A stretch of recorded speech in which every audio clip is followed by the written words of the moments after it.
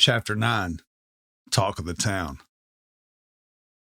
I got a heart of gold with a backwoods soul, a dream to own a lot more than I owe. A few heavy bills that's weighing me down, and I'm doing what I can just to wait them out.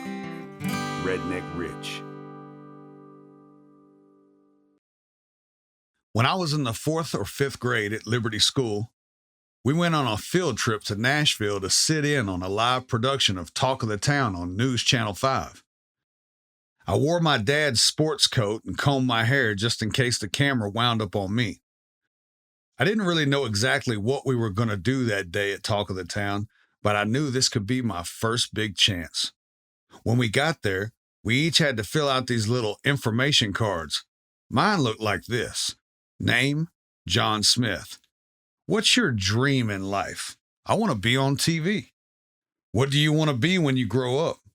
I want to be on TV. What's most important to you? I want to be seen on TV. It worked.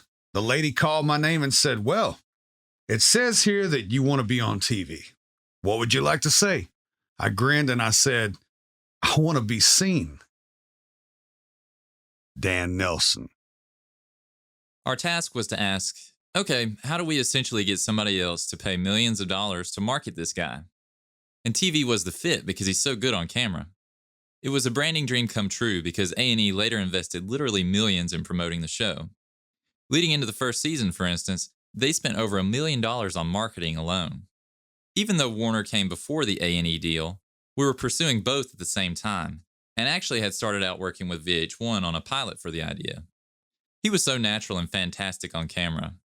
SMO's a character, and he's very quick-witted, and all these things that you can't train somebody in, you either have it or you don't. We had a lot of positive feedback from the Country Living webisodes on YouTube, and Dan was already talking about a TV show to several networks.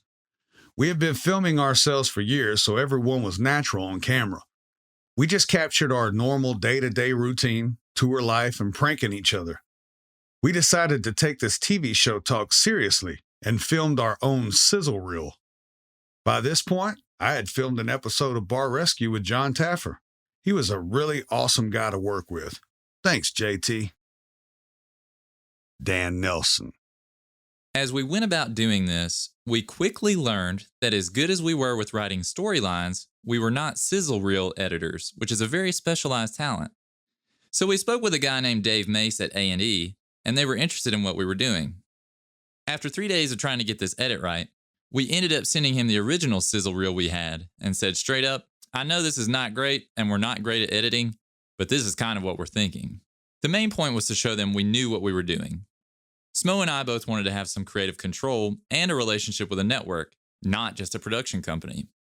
We wanted to be able to say, no, we're not going to do this, and if you challenge us, I'm just going to call the network. They had some production companies in mind they wanted to bring in. We landed with a company called Brownstone, run by Drew Brown and Bob Gillen, who were hungry, smart, and genuine, and A&E loved them. JJ. It was a cool thing. At that point, we'd really pushed and pushed and pushed, documenting every part of our lives around the clock. By then, it was me, Alex King, O-Rig, SMO, and John Connor. Just this tight-knit little group of workers we had, and we spent round-the-clock days out in that studio. There was always someone out there 24 hours a day, 7 days a week, doing something to get it to the next level. I think it was Dan who told me they had a major network interested in possibly doing a reality show, and he had me go into the editing room to put together sizzle reels for an A, B, and C story, real short, like 3 minutes long. I remember sitting out there all night, jumping back and forth between Final Cut and Premiere Pro, putting together these little highlight reels and showed them to SMO and Dan the next morning. They liked them, so we sent them off. Bob Gilliam. Brownstone Entertainment, my previous company, had a relationship with A&E. We'd done a show called Bar Rescue that was going on its 3rd season, and we were trying to find other content to develop for A&E. Reality shows kind of go in cycles, and at that time, Duck Dynasty was one of the shows that was popular for the network. The executive at A&E, Nicole Reed, that we'd worked with on Barter Kings, spotted Big SMO and thought, wow, what a big, fun personality. So we went and checked out some of the YouTube behind-the-scenes webisodes he'd been filming himself. We contacted his manager Dan about coming out to his farm in Unionville to shoot with him for a couple days to put our own sizzle reel presentation together for the network. Within that trip, We were also seeing who was in his life, his family, his friends, his bandmates, and that is where we really got to know and got a chance to see the backdrop of his farm. That cool little country store on the back of his property where he made music with his band members was awesome, and they were all pretty damn funny. After meeting everyone and seeing all that, our consensus within the production company was, wow, we've got to jump on this now. Initially, the show had a working title of Big Country, which played on both Big Smo and his country lifestyle.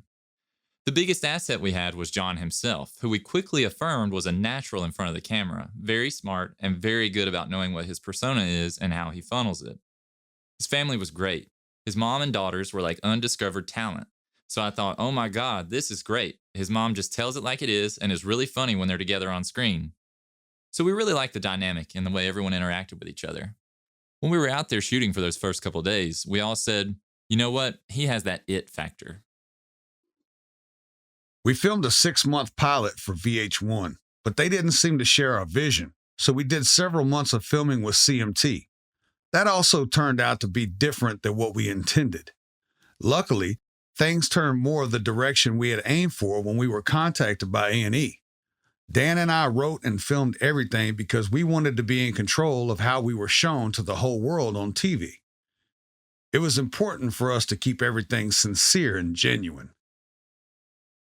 Hayden Carpenter. Alex King just always brought this crazy energy. I remember being nervous. As we started filming, it was both terrifying and exciting at the same time, but I saw quickly that it was going to work. With his team, Smo, Dan, and everyone involved, I knew it was going to go all the way. Because being on your own TV show isn't something the average person gets to experience, let me tell you a little bit about it. First off, filming starts around 6 a.m. and goes until about 10 at night. This happens 5, maybe 6 days a week, depending on the project's schedule. Before we began filming my show, I watched John Taffer come in and film his parts on Bar Rescue and then go about his business. I remember thinking, that's it? I can't wait to do a TV show. Little did I realize, for a seasoned guy like himself, it is a lot easier. We decided that the show would be filmed primarily at the farm. I live there with my family, and that's where we do all the work on the music, so it seemed like the best place. I also thought it would help everyone feel at ease if we filmed at a familiar location. It's our home. It's a reality show. It seemed totally logical. What I had not foreseen was having a crew of at least 20 people at my house nonstop. They had a trailer in the hayfield that was their office. They were an excellent crew, and I could not thank them enough for all their hard work. But they know as well as I do, we had some rough days. Dan Nelson. Smo has a natural talent as a writer, and we wanted to retain a certain amount of narrative authority. Smo would handle a lot of the family content, and I would handle the business stuff. The great thing with Smo is he was not afraid to put in the work when he knows the end result is going to be a great product. Bob Gilliam.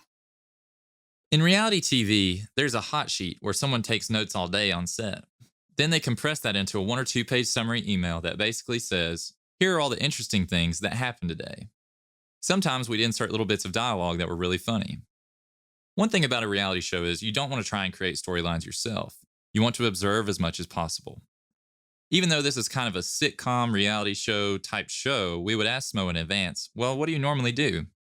Then what we'd do is, ahead of each season, we talked at length with Smo and Dan and asked what's coming up with the band, family, etc.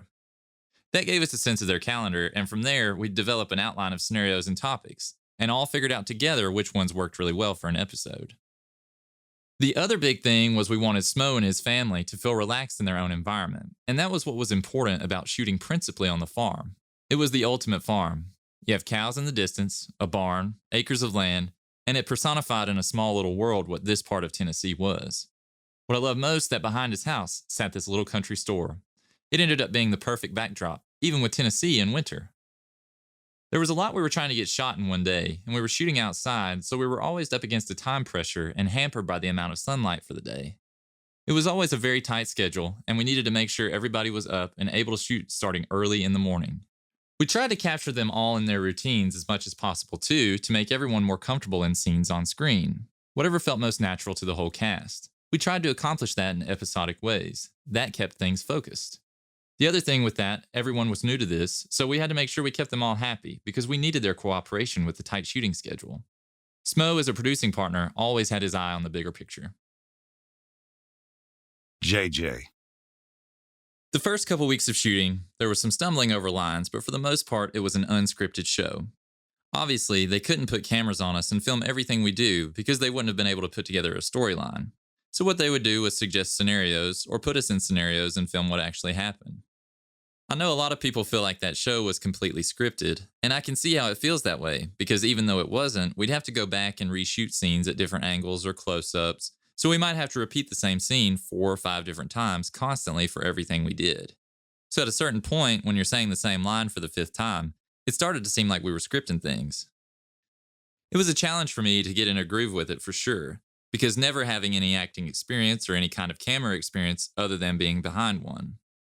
Most of the time in my life, I was the one filming stuff, so being in front of the camera was definitely a different thing for me. But once we got the hang of it, it wasn't too bad, and we needed a goofball character. Someone who wasn't so serious all the time about everything, and that's kind of where I fit in. Me being a utility guy who edited and tour managed and ran merch and did some of SMO's day-to-day managing, booked his family vacations and planned his family trips, everything in his life. And because I was driving the bus, they decided for the show it was best to make my character the bus driver. So I became kind of the goofball in the group, the comic relief, along with SMO, of course.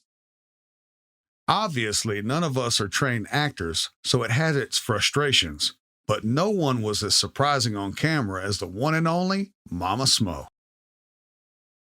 Lanica Smith. She loves everything about being Mama SMO. She gets a kick out of it. It was so funny. There was this one episode where she was cooking and they were filming it, and she whipped out the wooden spoon. Amaria Smith. We watched the commercial, and all of us were dying laughing. She was crying. She thought it was so funny. They were making a YouTube video with my dad filming Nanny cooking, and she looked at the camera and said, "Hello, this is Mama SMO in the kitchen with her wooden spoon." With the cookbook, I was there when we were doing the photo shoot, and everything, it took forever. Bob Gilliam. That was the surprise one because when we met Mary Jane, everyone was like, "Oh my God, she's funny." Because she tells it like it is. I like their dynamic and they definitely had a rapport. That's why both the network and us, after seeing some early footage of them together, all agreed, okay, we've got to figure out as many Mom and SMO scenes, whatever they are, and that was really fun and that was real. At the same time, we always tried to be very respectful because we were shooting in her home and didn't want to exhaust her. We wanted to shoot and get out of there. Dan Nelson. I can't speak highly enough about Mary Jane. She's so sweet and so natural and funny on camera. I looked forward to shooting scenes with her just because it was very easy. She owned the scenes she was in, and honestly, some of my favorite scenes from both seasons involved his mother. SMO has his mother's sense of humor. Bob Gilliam. As we went into shooting, it was about him as a father and son because his kids and mother were part of the show. So it was about focusing on how we bring out funny, interesting scenes and dialogue with him and his family. Along with my mom, shooting with the girls was an awesome experience. They were so excited when they first found out about the possibility. We decided to write them in based on things that were important in their lives, like Lanica going to the dance with her friends, or Amaria learning to drive. My favorite part of filming with my girls was all the time that we got to spend together. I was on the road a lot when they were young, so it was nice to get to have them with me while I worked. It was also cool to get to share a job with my kids because we all better understood each other's frustration because we were all living the TV show. I am thankful that I have those memories with my daughters. Bob Gilliam. We always loved shooting scenes between SMO and his daughters, too. One of my favorites was the episode where they bring home a pet piglet, and SMO's reaction was basically, "Oh God, another pet." I think what I liked best about them is he would have fun with them and they would have fun with him. Because musicians are on the road a lot, what I saw that the girls liked most about working with their dad on the show was the chance to spend time with him. They loved the fact that the show became a way to have that extra time with their dad, and that they had that chance to bond, even if it was in front of the camera. SMO was understandably very protective of his daughters, and I think they got comfortable around us and trusted us when we were shooting with them. Amaria Smith. My favorite episodes from the show were when we got to do a bowling episode and when we got to go to a mud bog and we drove down in a cool motorhome. Lanica Smith. I had to make a 4-H project, so I decided to make a recycled trash monster. My dad and I were trying to get a cereal box and bottles and stuff, and we went in the production crew trailer and asked them to help. It turned out to be a really good project, too, and this wasn't filmed. We had one episode we filmed in the second season where I went to a school dance and was with my friends, and we had a lot of fun. Amaria Smith. Everybody loves when he blended our cereal and makes us breakfast milkshakes, but it's not really what we eat for breakfast. Lanica Smith. I think we were on our way to town driving the first time my dad was talking about it to us, and I was just like, a TV show? But I got used to having the cameras around. Amaria Smith. I got used to it too. It didn't really matter. I said I'd do it. It could be cool. It was fun. Whenever we were on camera, they gave us an idea of what to do, and we'd make everything up. I really liked the production crew. They were really cool. Whenever we did interviews, they made sure we had a little snack after school. I just got used to it. It was something that was going on in our lives. When we got the store, I started working there. Lanica Smith. We're ourselves in our own way on screen, and then just seeing that character on TV, I looked at it as a character after a while. Amaria Smith. The only thing I didn't like was that I missed a lot of school because of doing the TV show. That was the deal breaker for me. Aside from my family, I enjoyed shooting scenes with the band, especially when there was a cameo and we got a chance to hang with a guest artist. My all-time favorite performance the band and I did on the show was when we opened for Lynyrd Skynyrd. That was a dream come true for me. I got to freestyle a verse on Sweet Home Alabama in front of thousands of people. Now here's a good opportunity for me to share if you haven't already caught it. Remember I wrote My Place with Darius Rucker on his tour bus? Well, if you watch the show, we filmed my band writing My Place camping together. Sorry, folks, that was fake. But drinking from the creek with John Rich, that was all too real, and I had the stomach infection to prove it. Another episode that stands out to me is when I bought my tour bus. Now, I have traveled all over the country and even parts of the world in some sketchy buses. I have even taken a 4-hour Maya mountain ride through Belize in an old American school bus. Thanks, SB. But I can tell you that the little time traveling in the swag wagon was both the best and the worst times. I was so happy when I got to bury the swag wagon on the TV show and get my very own tour bus. Hayden Carpenter. We felt like kings when we got that tour bus, like we'd made it, because it was very nice. We started touring in the swag wagon, which was a leaky old church van. And when we first started, there were just seats in there, and you had to try and lay down any way you could, sleeping in these messed up positions. Then you had water leaking on your head if it was raining, and there was no way you're getting good sleep. It was horrible, but we made it work. And in the summer, when we played Texas in that thing, it would be so hot. So you'd just be in that bus sweating bullets with no refuge. Eventually, they ripped out the seats and put in these leather couches that laid down in the beds. And even with those things, if you hit a bump in the road, they would launch you 5 feet in the air. I literally remember the bass player and I were sleeping, and we'd wake up in mid-bump just looking at the terror in each other's eyes and then falling back down. It was crazy shit. Demon Jones. At the time, I was doing some solo work and had done some shows with SMO. He was always a great guy and made sure that I was taken care of. SMO saw that I was traveling in a van with my band, so he gave me the swag wagon to tour in. He mailed me the title and said it's yours. I have lots of love for SMO. We filmed on the bus when we were on the road and at the farm when we weren't. By this time, I had a relationship with a guy named Captain Rodney that makes my meat mud. If you don't know about meat mud, let my buddy Andy explain. Andy Muehlhauser. That's my grandmother's recipe. She used to slow cook a pork loin in the oven for 8 hours and would mop it with apple cider, vinegar, and brown sugar. At the end of all that, she'd take all the drippings in apple cider vinegar and brown sugar and add molasses and ketchup and make a barbecue sauce.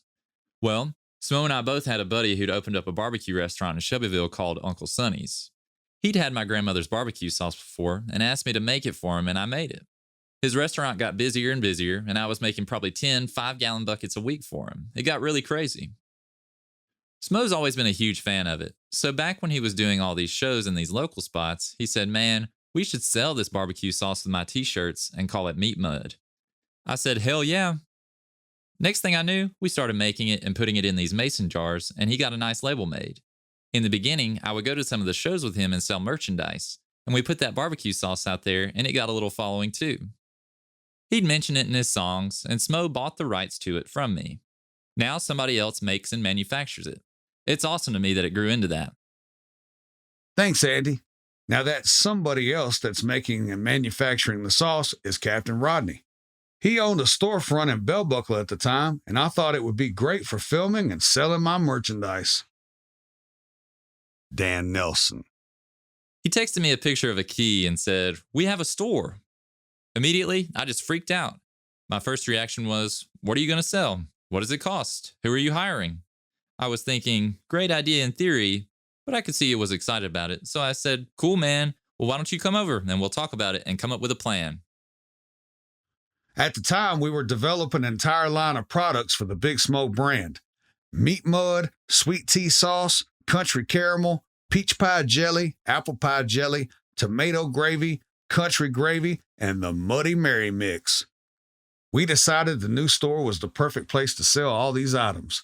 We did a major renovation and some decorating, and the store was ready. We filmed the grand opening of the store on the show, and the mayor presented me with the key to the town. We finally had a place to go where we could film and have people come for signings. The TV show was great, but people had started showing up at my home to see me. I understand I live my life on TV, but I never expected people would come to see me there. The store was a great place for me to see fans, film the show, and have a place to showcase my merchandise. It was also Amaria's first job. She did everything from ordering inventory to balancing the register every day. She ran the store, and I'm so thankful that it was around for that.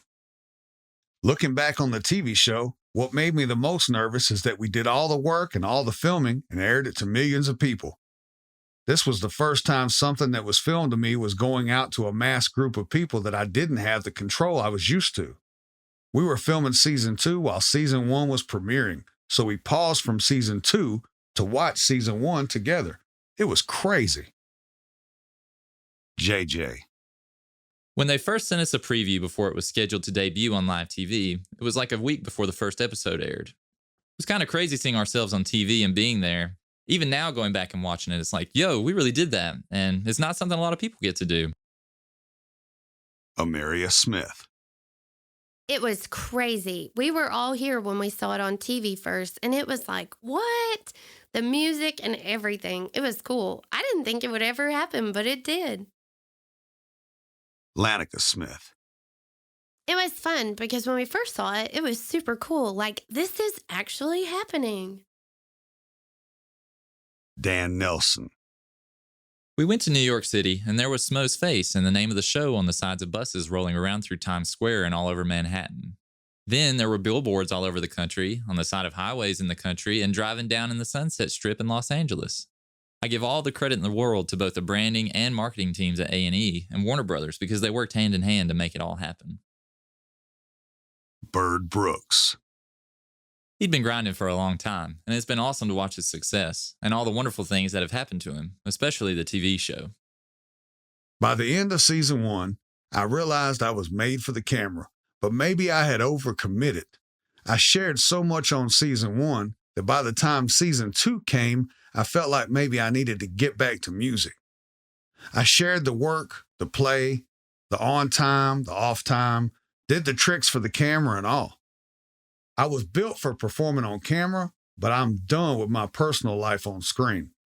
Thank you for the opportunity to share our lives with you, but almost 5 years later now, there won't be a season 3.